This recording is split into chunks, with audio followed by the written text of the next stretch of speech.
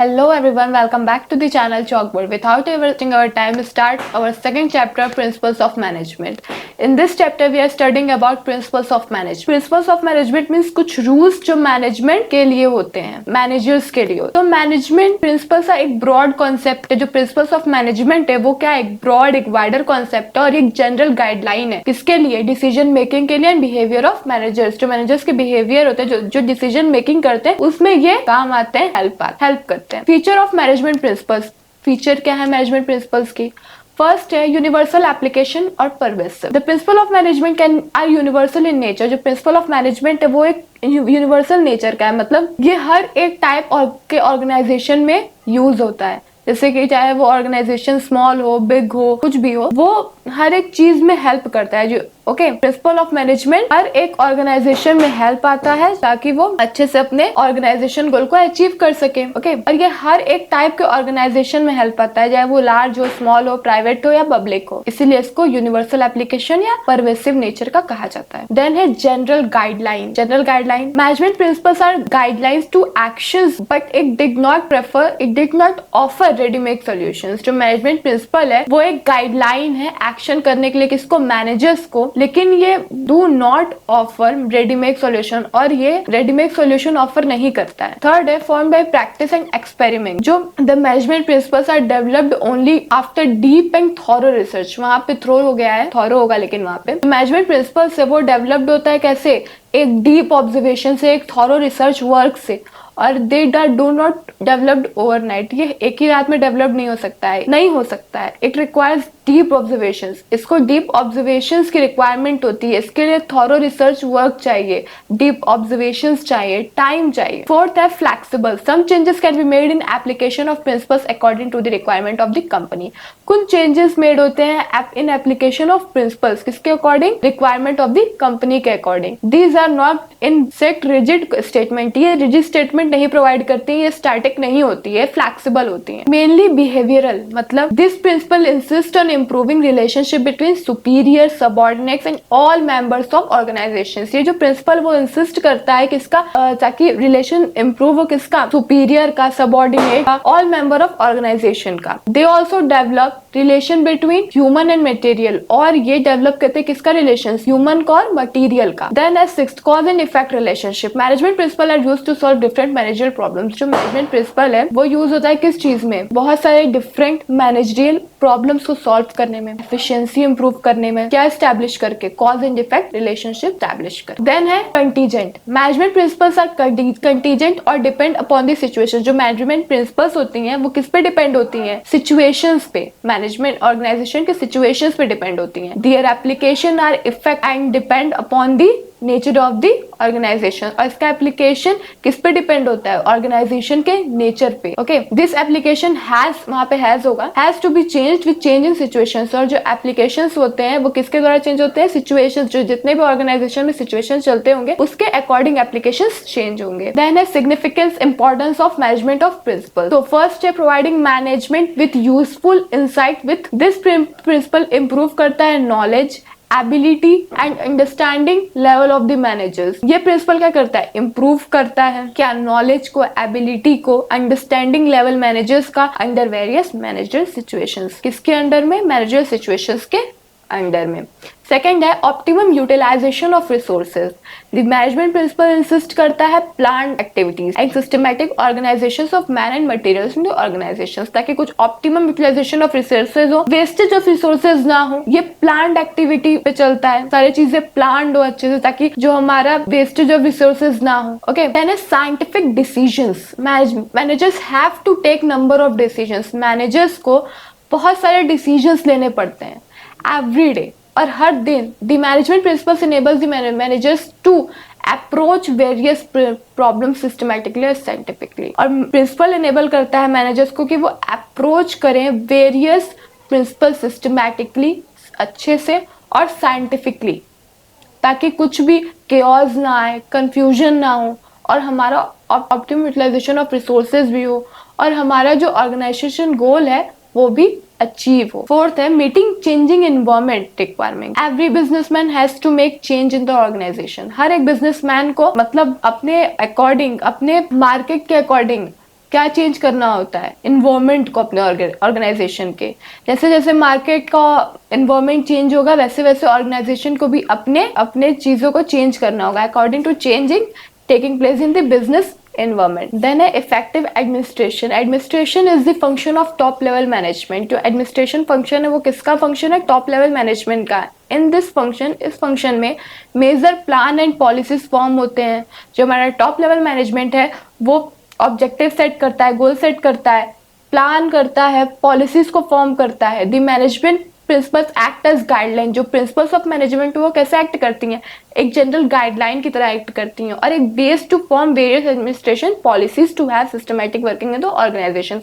और एक base form करती है एडमिनिस्ट्रेशन पॉलिसीज का ताकि हमारा ऑर्गेनाइजेशन सिस्टमैटिक वर्क करे. देन है fulfilling social responsibilities. Management principles not only act as guideline for achieving organisational objective. जो मैनेजमेंट प्रिंसिपल है सिर्फ एक ही एक्ट नहीं करता है, एक ही गाइडलाइन के थ्रू एक्ट नहीं करता है कि बस हमारा ऑर्गेनाइजेशनल ऑब्जेक्टिव ही अचीव हो. वो सोशल रिस्पॉन्सिबिलिटीज को भी निभाता है, सोशल रिस्पॉन्सिबिलिटीज को परफॉर्म करता है, अचीव करता है. 7th management training education and research. This principle provide organised body of knowledge. ये जो प्रिंसिपल है वो क्या प्रोवाइड करता है? Organised body of knowledge provide करता है to perform research work and generate more and more knowledge. क्या हो? जनरेट हो, मोर और मोर नॉलेज जनरेट हो. They have provide new ideas provide किए जाते हैं, इमेजिनेशंस होती हैं, base for research and development होता है. फेयोल्स प्रिंसिपल ऑफ मैनेजमेंट. इसमें हम लोग फेयोल्स 14 प्रिंसिपल्स, हेनरी फेयोल हमें 14 प्रिंसिपल्स दिए हैं तो हेनरी फेयोल के बारे में थोड़ा सा कुछ पढ़ते हैं. हेनरी फेयोल बॉर्न कब हुए हैं? टर्की में बॉर्न हुए हैं इन 1841 में. He got a degree in mining engineering. इन्हें डिग्री मिला है किसमें? माइनिंग इंजीनियरिंग में डिग्री मिला है. किस टाइम? इन 1816 में. और उन्होंने started working as engineering in a coal mining company. और वो स्टार्ट की है कहाँ वर्क करना? कोल माइनिंग कंपनी में एज ए इंजीनियर वर्क करना वो स्टार्ट. अब 14 प्रिंसिपल्स के बारे में पढ़ेंगे. किसने दिया है वो 14 प्रिंसिपल? हेनरी फेयोल ने दिया है. ओके, सो फर्स्ट है हमारा डिविजन ऑफ वर्क. अब डिविजन ऑफ वर्क से आप लोग समझ गए होंगे कि काम को बांटना, एक स्मॉल यूनिट में, एक स्मॉल टास्क में किसी भी काम को बांटना ताकि किसी एक पर्सन पे ज्यादा बर्डन ना. तो इसको डिटेल में पढ़ते हैं. अकॉर्डिंग टू दिस प्रिंसिपल्स, इस प्रिंसिपल्स के according the work divided into small task. जैसे कि मैंने बताया कि जो वर्क डिवाइड हो जाएंगे स्मॉल टास्क में, यूनिट में, और instead of assign the whole work to one person. और किसी एक पर्सन पे वो वर्क असाइन नहीं होगा. मतलब जो स्मॉल टास्क है वो किसी एक पर्सन पे असाइन हो जाएंगे. पूरा का पूरा वर्क एक ही पर्सन के ऊपर नहीं दिया जाएगा. ऐसे पूरा का पूरा वर्क एक ही पर्सन पे दे देंगे तो उसके ऊपर ओवर बर्डन हो जाएगा. इसीलिए स्मॉल टास्क, स्मॉल यूनिट को एक पर्सन पे दिया जाएगा. वन टास्क और one unit of work should be assign to one person.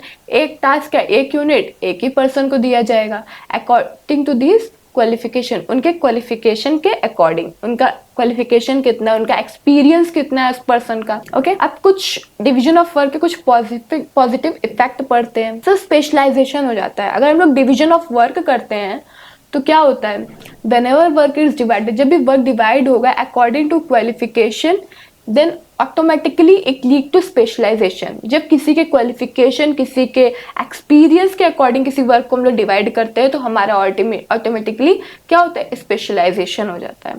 Improve efficiency. जब भी कोई एम्प्लॉय किसी एक वर्क को बार बार करते जाता है तो उसमें, उस वर्क में वो एम्प्लॉय या वो पर्सन क्या हो जाता है? परफेक्ट हो जाता है. इन दैट जो हमारा रिजल्ट होता है वो वेस्टेज ऑफ रिसोर्सेज में नहीं होता है, लेस वेस्टेज ऑफ रिसोर्सेज होती हैं. Then authority and responsibility. तो अथॉरिटी मतलब क्या होता है? अथॉरिटी मीन्स होता है कि पावर टू टेक डिसीजंस. एक पावर आ जाता है किसी भी मैनेजर्स में. टॉप लेवल के पास, हमने पढ़ा भी है कि टॉप लेवल के पास मैक्सिमम अथॉरिटी होती है, उनके पास मैक्सिमम पावर होता है डिसीजन लेने का. और रिस्पॉन्सिबिलिटी क्या होता है? एक ऑब्लिगेशन होता है उस जॉब को कंप्लीट करने में जो कि असाइन किया जाता है ऑन टाइम पे. According to this principle there must be balance between authority and responsibility. इस प्रिंसिपल के अकॉर्डिंग जो हमारा बैलेंस होता है किसके बीच का? अथॉरिटी और रिस्पॉन्सिबिलिटी का, वो क्या होता है? बैलेंस होना चाहिए. और अगर बैलेंस नहीं हुआ, अगर एक्सेस ऑफ अथॉरिटी हो गया, अगर अथॉरिटी ज्यादा हो गई without matching responsibility may bring negative result आएगा. और अगर जो हमारा रिस्पॉन्सिबिलिटी ज़्यादा हो गया विदाउट मैचिंग अथॉरिटी तो will not follow allow the worker to complete the job on time. तो हमारा थर्ड है डिसिप्लिन। डिसिप्लिन क्या होता है? तो discipline refers to following code of conduct. Discipline क्या करता है? फॉलोइंग कोड ऑफ कंडक्ट या रूल्स एंड रेगुलेशंस ऑर्गेनाइजेशन में होने चाहिए। एक गुड सुपीरियर्स हर एक लेवल पे होने चाहिए, अच्छे सुपीरियर होने चाहिए हर एक लेवल पे, चाहे वो टॉप हो, मिडिल हो, लोअर हो। क्लियर एंड फेयर एग्रीमेंट्स होने चाहिए, जो भी चीज वो बहुत क्लियर होना चाहिए among subordinates and superior. Fayol ये इंसिस्ट करता है that discipline is important. Discipline बहुत इंपॉर्टेंट है किसी भी ऑर्गेनाइजेशन में and required at superior as well as subordinate level. जो डिसिप्लिन है वो सबॉर्डिनेट और सुपीरियर दोनों के पास रहना चाहिए। पॉजिटिव इफेक्ट्स क्या होता है डिसिप्लिन के? जो डिसिप्लिन क्या होता है? सिस्टमैटिक वर्किंग करवाता है। अगर ऑर्गेनाइजेशन डिसिप्लिन को फॉलो करेगा, डिसिप्लिन रहेगा किसी ऑर्गेनाइजेशन में, तो सिस्टमैटिक वर्किंग होगा, कोई भी काम अच्छे से होगा, हम अपना प्री डिटरमाइंड गोल या ऑब्जेक्टिव को हम लोग अचीव कर पाएंगे। इससे एम्प्लॉयज की एफिशिएंसी भी इम्प्रूव होगी। तो बढ़ते हैं यूनिटी ऑफ कमांड पे। In this principle an employee should receive order from one boss. यहाँ पर आप लोग देख सकते होंगे ये क्या दिया है, वन बॉस। वन बॉस मतलब कोई भी एम्प्लॉय रहेगा वो ऑर्डर रिसीव करेगा एक ही बॉस से या एक ही सुपीरियर से, जिससे and should be accountable to one superior. एक ही बॉस का जो वो ऑर्डर फॉलो करेगा, बस एक ही बॉस का वो ऑर्डर फॉलो करेगा।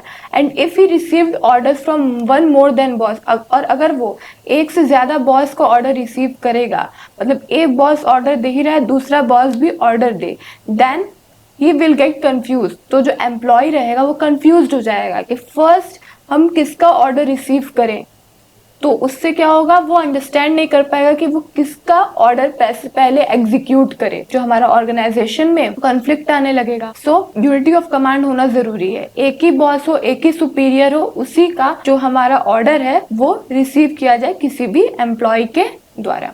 पॉजिटिव इफेक्ट क्या क्या है? तो पहला पॉजिटिव इफेक्ट है हमारा यहाँ पे क्या है, इसमें improve effectiveness in working. Improve होता है क्या? वर्किंग में इफेक्टिवनेस आता है। देन है नो ईगो क्लैश। कोई भी ईगो क्लैश नहीं होगा, एक ही बॉस रहेगा, तो एक ही जो एम्प्लॉय रहेगा वो एक ही बॉस का ऑर्डर फॉलो करेगा, जिससे ईगो भी क्लैश नहीं होगा। कंफ्यूजन भी रहेगा, जैसे कंफ्यूजन इन द सेंस कि दो बॉस हैं, अब एम्प्लॉय एक है, तो वो एम्प्लॉय किसका ऑर्डर पहले एग्जीक्यूट करेगा। तो ऐसे एक बॉस रहेगा तो कोई कंफ्यूजन भी नहीं होगा। देन है यूनिटी ऑफ डायरेक्शन। डायरेक्शन से मतलब आता है कि समझते हैं आगे चल के, according to this principle mean our unit means one plan. इस प्रिंसिपल्स के अकॉर्डिंग एक यूनिट मतलब एक प्लान। किसी भी ऑर्गेनाइजेशन का एक ऑब्जेक्टिव, एक प्रीडिटरमाइंड गोल, एक टास्क होना चाहिए जिसपे सारा का सारा ऑर्गेनाइजेशन क्या करे, डायरेक्ट करे। पूरे ऑर्गेनाइजेशन का एक ही गोल होना चाहिए। Okay, that is the efforts of all members and employees of organisation must be directed toward one direction.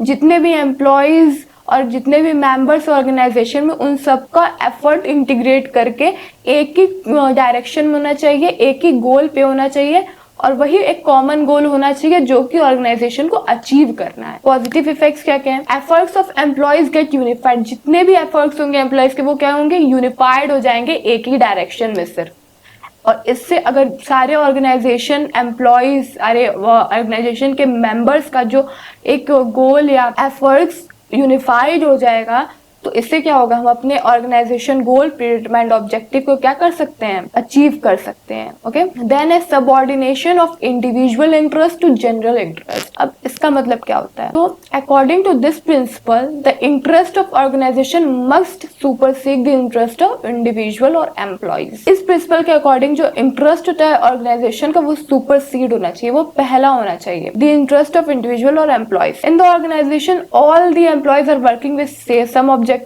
एक ऑर्गेनाइजेशन में जितने भी एम्प्लॉय रहेंगे वो कुछ ना कुछ ऑब्जेक्टिव से ही काम करते हैं, उनका कुछ ना कुछ गोल होता है। If the objective of individual are in the same direction, और किसी का भी जो ऑब्जेक्टिव रहेगा इंडिविजुअल का वो अगर सेम ही डायरेक्शन में जाएगा, ये देख रहे हैं आप लोग, सेम डायरेक्शन, ठीक है, सेम डायरेक्शन में जाएगा तो क्या होगा, ऑर्गेनाइजेशन को कोई भी दिक्कत नहीं आएगी। बट अगर if the objective of both the groups are in different direction, और अगर ऑब्जेक्टिव दोनों ग्रुप्स का अलग अलग डायरेक्शन में जाएगा, डिफरेंट डायरेक्शन में जाएगा तो then manager try to reconcile. तो मैनेजर को क्या करना होगा, ट्राई करना होगा किसी भी प्रॉब्लम को रिकंसाइल करने का individual interest with organisational goal. Okay, इससे एग्जांपल समझ सकते हैं हम लोग, जैसे कि एक ऑर्गेनाइजेशन है जिसमें कि एक कॉमन गोल सेट है ऑर्गेनाइजेशन का, लेकिन जो एम्प्लॉय है वो उस कॉमन गोल पे ना ध्यान देके अपने इंडिविजुअल इंटरेस्ट पे ध्यान दे रहा है। तो इससे क्या होगा, प्रॉब्लम होगा। तो मैनेजर्स को क्या ट्राई करना चाहिए कि उस प्रॉब्लम को रिकंसाइल करे, समझे, ताकि वो जो इंडिविजुअल इंटरेस्ट है और ऑर्गेनाइजेशनल गोल है वो साथ हो जाए और हमारा अचीवमेंट हो गोल का, प्रीडिटरमाइंड गोल ऑब्जेक्टिव का अचीव हो अच्छे से। पॉजिटिव इफेक्ट क्या क्या है, तो achievement of organisational goal achieve होगा, कोऑर्डिनेशन होगा इंडिविजुअल और ऑर्गेनाइजेशनल गोल में। अगर किसी का इंटरेस्ट डिफरेंट नहीं रहेगा और कोऑर्डिनेशन से चलेगा तो इंडिविजुअल और ऑर्गेनाइजेशनल गोल क्या रहेगा, कोऑर्डिनेशन रहेगा उनके बीच में। देन क्या है, remuneration of persons. According to this principle, employee in the organization must be paid fairly to give them maximum satisfaction. अब ये प्रिंसिपल क्या है, किसको बता रहा है कि कुछ भी चीज पेड से मतलब क्या है यहाँ पे कि फेयरली वेजेस सैलरीज पेड करे एम्प्लॉय को, उनका जो लिविंग स्टैंडर्ड है वो इम्प्रूव हो उस वेजेस से। The employ should be fair wages and salaries, वो employ fair wages and salary पाए जिससे उसका लिविंग स्टैंडर्ड इम्प्रूव हो, या तो जहाँ से वो लिविंग स्टैंडर्ड है उसका और अच्छा इनकम हो जाता है तो उसका लिविंग स्टैंडर्ड और बढ़ जाएगा। पॉजिटिव इफेक्ट्स क्या क्या है, devotion and commitment of employees improve हो जाएगा। एम्प्लॉय क्या होंगे, मोटिवेट होंगे अपने काम के थ्रू, उनको और अच्छे वेजेस एंड सैलरीज मिलेंगे तो वो ऑर्गेनाइजेशन के लिए और अच्छे से काम करेंगे, जिससे कि ऑर्गेनाइजेशन का गोल अचीव होगा और उन्हें अच्छे से अच्छे सैलरीज मिलेंगे ताकि उनका लिविंग स्टैंडर्ड इम्प्रूव हो और वो मोटिवेट भी होंगे। देन है सेंट्रलाइजेशन एंड डिसेंट्रलाइजेशन। अब सेंट्रलाइजेशन और डिसेंट्रलाइजेशन हम लोग आगे पढ़ेंगे, लेकिन अभी शॉर्ट में समझते हैं कि सेंट्रलाइजेशन होता है क्या, refers to concentration of authority. यहाँ पे देख सकते हो अथॉरिटी और power in few hands at the top level. Centralisation मतलब ये होता है कि जो अथॉरिटी या पावर रहेगा वो सिर्फ फ्यू हैंड्स में रहेगा या सिर्फ टॉप लेवल के पास ही रहेगा। और डिसेंट्रलाइजेशन मतलब होता है means evenly distribution of power at every level of management. Decentralisation का मतलब होता है कि जो पावर है, अथॉरिटी है, वो हर एक लेवल ऑफ मैनेजमेंट के पास डिस्ट्रीब्यूट होगी।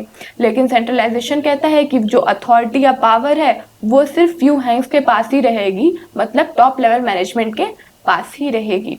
अकॉर्डिंग टू फेयल के अकॉर्डिंग क्या है, एक company must not to be completely centralised. एक कंपनी को कंप्लीटली सेंट्रलाइज्ड नहीं होना चाहिए, कंप्लीटली अपने सारे के सारे अथॉरिटी को मतलब बस टॉप लेवल मैनेजमेंट के पास ही नहीं रहना चाहिए, but there must be combination of both in the sense कि सेंट्रलाइजेशन और डिसेंट्रलाइजेशन का वो होना चाहिए, कॉम्बिनेशन होना चाहिए, depending upon the nature and size of the organisation. इस पर डिपेंड होगा कि ऑर्गेनाइजेशन का नेचर क्या है, साइज क्या है, उस पर डिपेंड होकर उस हिसाब से सेंट्रलाइजेशन और डिसेंट्रलाइजेशन को कंबाइन करना चाहिए। अब इसके सेंट्रलाइजेशन और डिसेंट्रलाइजेशन के पॉजिटिव इफेक्ट्स क्या हैं, तो benefit of centralisation as well as decentralisation, fast decision making होगा at operational level as decentralisation.